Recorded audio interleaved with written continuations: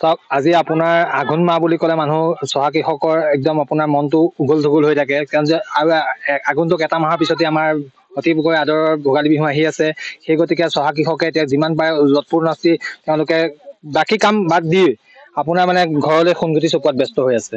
কেনেকুৱা অনুভৱ হয় চাওক আজি এইটো অনুভৱটো বিৰাট ভাল লাগে। চাওক আজি প্ৰত্যেকখিনি মানুহে যেতিয়া মানে ঐক্যভাৱে কামবিলাক কৰি পেলাই আপোনাৰ মানে কিবা এটা ভাল লাগে যে আজি আমাৰ গোটেই আমি এটা ভাল লাগিছে যে আজি গোটেই অসমবাসী মানুহে জানিছে যিটো যান্ত্ৰিকতাৰ যুগত আজি আপোনাৰ কোনো মানে মানুহৰ শ্ৰমৰ কোনো মানে মূল্য নাইকিয়া নিচিনা হৈছে এতিয়া যিটো খালি যান্ত্ৰিক বস্তুৱে চব কাম কৰিছে কিন্তু সেই তাৰ বিপৰীত ছবি এখন আমাৰ এই পথাৰত আজি দেখা পোৱা গৈছে।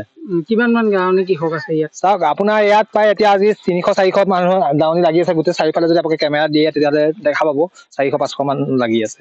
কিমান মান পথাৰত এতিয়ালৈকে ধান আপোনালোকে চপাবলৈ সক্ষম হৈছে? প্ৰায় আপোনাৰ এইটোতো 3000 হেক্টৰ বিঘা পথাৰ হয় এখন তাৰ পৰা মানে 2200-2500 মান হেক্টৰ মান মাটি গৈছে ঘৰলৈ ধান। এতিয়া আৰু আছে বাকী আছে বাকীখিনি এতিয়া মানে আৰু খুব বেছি এসপ্তাহৰ পিছত আপোনাৰ শেষ হৈ যাব। এটা আনন্দৰ পৰিৱেশ আছে আঘোণ মাহটো বহুত ভাল লগা পৰিৱেশ।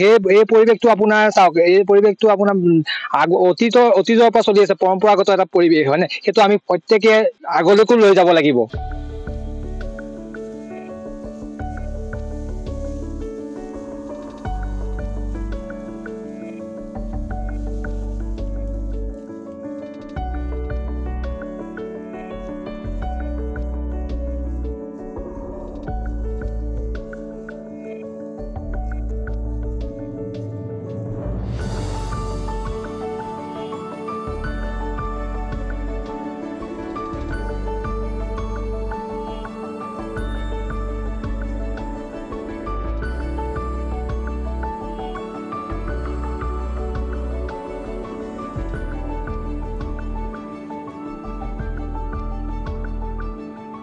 যিকোনো খবৰৰ বাবে যোগাযোগ কৰক 7099017330 অথবা 7099017390 নম্বৰত।